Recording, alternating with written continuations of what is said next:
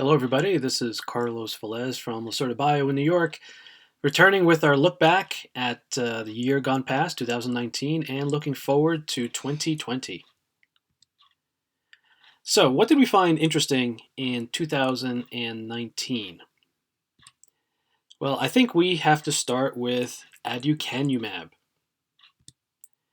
So, if you haven't been following this story, do take a look. It's actually quite interesting. It starts, I have there 2010 when Biogen licensed some preclinical programs. I believe these two companies had an earlier relationship. So I think this story may even go back as far as 2007. I'm not sure, but um, fast forward to 2015, there was some announcements regarding positive clinical results for this antibody in mild Alzheimer's disease. A phase 3 began in 2015. There were some changes to their financial relationship, which tends to be a bullish view from a company like Biogen. Then in March of this year, the two large phase 3 trials were halted because the company said that it was unlikely that they would reach their primary endpoints. But lo and behold, in October, Biogen announced that the results were actually positive, including some subset analyses. And as recently as the first week in December, there was a lengthy slide presentation at a conference in San Diego, and you see the link there. You can see the slides where the results were presented, and basically Biogen is saying that the drug actually does work. Now, if you read what some of the analysts and pundits have been saying, they've been saying things like, well, this is a minuscule effect size. And there's all sorts of rumblings now about whether Biogen chose, shall we say, rather favorable statistical methods, or did they mold the data again and again until it looked positive? Now, I haven't seen the statistical plan. I haven't looked at the data. I'm in no position to comment one way or another, unlike these pundits who apparently know all about statistics and so forth. But what does concern me about this is the effect that this may have on our industry and our industry's reputation. Are we going to be accused of being, greedy and molding data to get approvals for very expensive drugs? That to me is the bigger issue. It'll be interesting to see how this story evolves if they get approval in the coming months and years. The next thing from 2019 is NASH. Boy, there's a lot of stuff going on in NASH these days. This is some Biomed Tracker data, which, according to them, there's 67 candidates in the clinic for NASH. This covers 52 companies. Out of the 52, I think 5 or 6 have multiple clinical candidates chasing 30 plus different mechanisms of action. It's just incredible to see how much activity there is in NASH these days, considering NASH isn't something that we as an industry really talked about for, if you go back 10 years, nobody talked about NASH. Now there's lots of activity, and to no surprise, right? I mean, it's a disease that's primarily obesity driven. We've got at least 50 million some odd patients in Europe, Japan, and the U.S. alone. It'll be very interesting to see how this market evolves once you get 1, 2, 3, 4 approvals. Will that be enough? Are we going to be in a situation like we've seen the checkpoint inhibitors, where we have dozens and dozens of checkpoint inhibitors in the clinic? Do any of them have any sort of commercial opportunity? It'll be interesting to see what happens with a lot of the candidates that are in phase 2, phase 2B for NASH. So interesting story. Keep an eye on it in the years to come. The third thing, flying Sparks. Boy, to be a Roche or a Sparks shareholder these days, the deal is on, the deal is off, the deal is on, the deal is off, the deal is extended, the deal will close soon. When will the deal close? We don't know. And, if it really begs the question, is this a situation where the U.S. Federal Trade Commission is wielding more power, or is this normal? Are the concerns of unfair competition Are they realistic, or what's going on? I don't know. And note that Roche isn't the first company to have these issues. BMS had these issues recently as well. So really, the question in my mind anyway is, are anti-competitive practices in our industry a genuine concern? If so, why or why not? Think about Nash, for example. If some of those companies merge later on, or we're going to start seeing product divestitures in Nash as well. I don't know if this is a big issue or not, but it's certainly unusual, to see the FTC get involved in transactions like this. Multiple transactions like this in such a short period of time.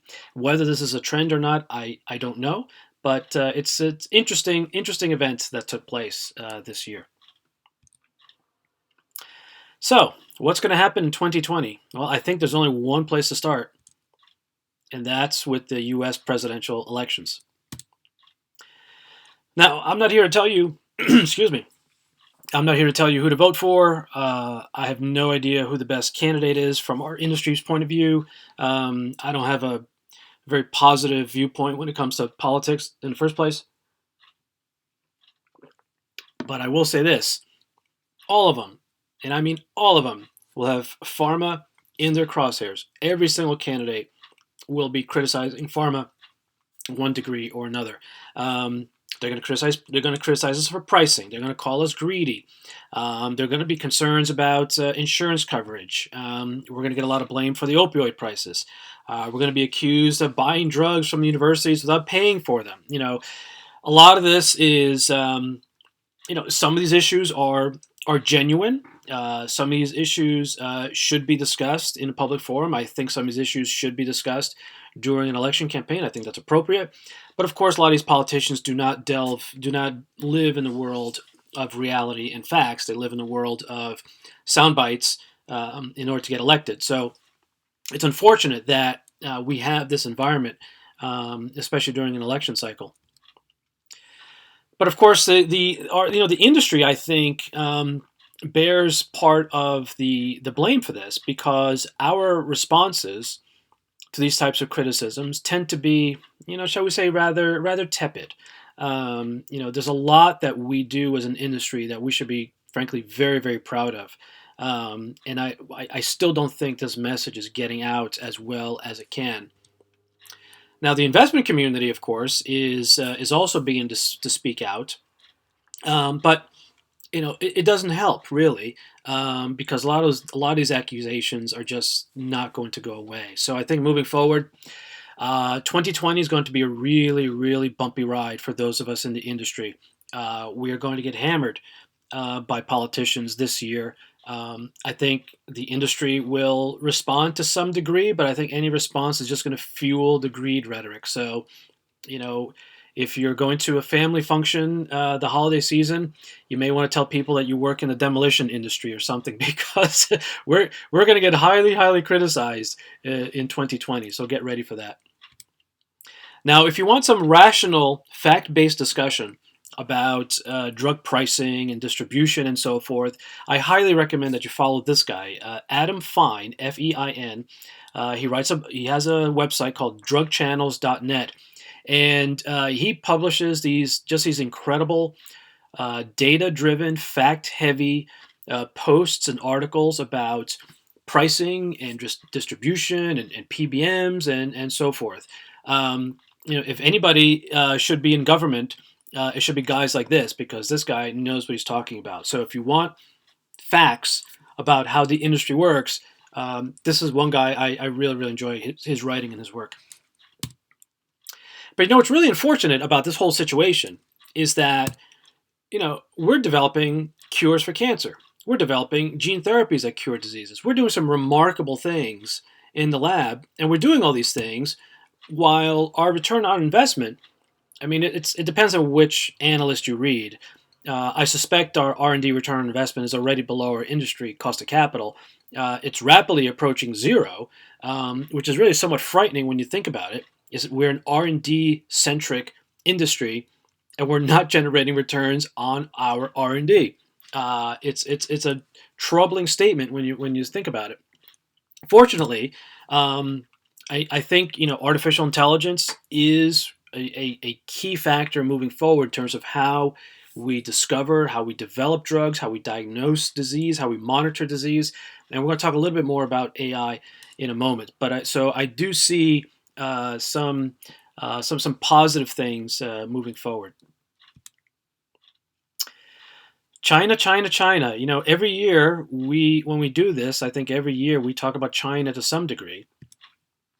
I think this year the more interesting event was the AstraZeneca announcement, where they announced a pretty significant investment in China, but specifically, their investment is focused on discovering, underline the word discovering, they're discovering and developing novel drug candidates for the Chinese market and for other East Asian markets. So it's not that they're just putting researchers there because it's lower cost and they're going to develop drugs to treat Western diseases like diabetes. These are people there on the ground to focus on diseases that are much more prevalent in China and East Asia. And it's really remarkable to see how the Chinese pharmaceutical industry has evolved over the past, let's say, 10 or 15 years. It's really reminiscent of what happened with the Japanese and the Japanese auto industry. If many of you are old enough to remember the first Japanese cars in the U.S., they were, let's just say, they were not very good. I drove one, and it wasn't very good. Fast forward to 2020, Japanese cars are just outstanding. So, I fully expect that to happen in the Chinese pharmaceutical industry as well. We are going to see drugs fully developed, financed, commercialized in China and East Asian markets, and some of these candidates may never make it to the U.S. and to Europe because some of these companies will be very successful and very happy, developing and commercializing these products in China. Now, my question moving forward is, if companies are investing in China to this major degree, who loses? Will companies like AstraZeneca decrease their investments in the U.S., in the U.K., in Europe? I don't know. It's certainly a possibility. So moving forward, I think in 2020 we'll see at least one more quote unquote Western big pharma company set up a major R&D shop in China. When I say major, we're talking about buildings, campuses, facilities, billions of dollars, hundreds of employees, that scale, specifically focused on drug discovery and drug development for China and other Eastern Asian markets. I think we'll see at least one more in 2020. So the third thing we should look forward to in 2020 is artificial intelligence. Now, this is a rather complicated graphic. I found it. It was originally posted by a venture capitalist. I found him on Twitter. His name is Vishal Gulati. And he posted this graphic, which was originally published on a site called medicalfuturist.com. And what this is, it's a list in chronological order of FDA approved artificial intelligence based algorithms in medicine. So what does that mean? I mean, these are basically apps, software, call it what you will, that are used to, for example, detect AFib, to analyze MRIs, to detect strokes, MRI brain interpretation, X-ray wrist fracture diagnosis, managing type 1 diabetes, all sorts of practical medical applications in radiology, geriatrics, neurology, and so forth. So these are, one way to think about it is that these are essentially FDA-approved software, right? Now, if we set the buzzwords aside, set aside, the artificial intelligence, machine learning, set the buzzwords aside for a moment. It's really something that we, as an industry, should be proud of. I mean, we're at a point in our industry's evolution where we're no longer talking about having the sixth NSAID being approved or having the ninth beta blocker being approved.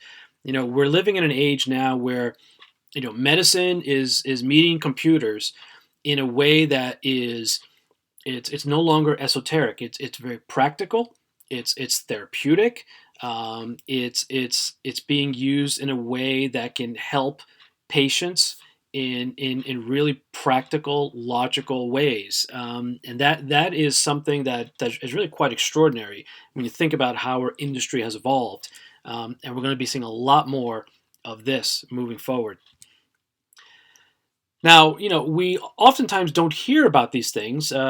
These types of deals and relationships, tend to fly under the radar. They don't make the front page. They don't make it into our newsletters. But big pharma is investing and collaborating with lots of companies to apply artificial intelligence and machine learning across the entire value chain, all the way from discovery, all the way to diagnosis, biomarkers, and so forth. So if you're in this space, it's really, really an exciting time.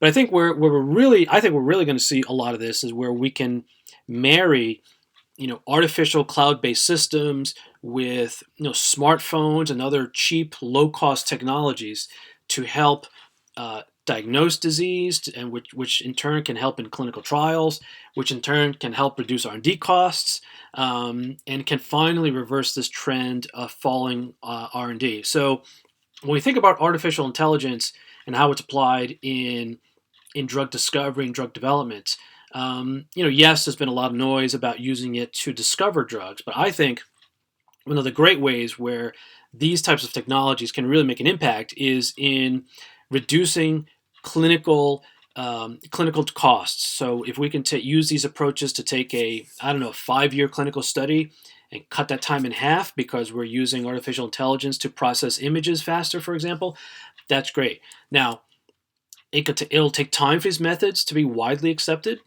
I don't know how the FDA and other regulators feel about using, image processing, for example, as a pseudo biomarker for clinical status. But I think we're going to see a lot more of this marriage between artificial intelligence and clinical development and preclinical development, and so forth. These relationships will happen quietly. They're not going to be sort of front page, newsletter type deals, but they will happen, and they will continue to happen. So to summarize, this year's been interesting. We picked 3 things that we found interesting. Unfortunately, we probably could have picked more.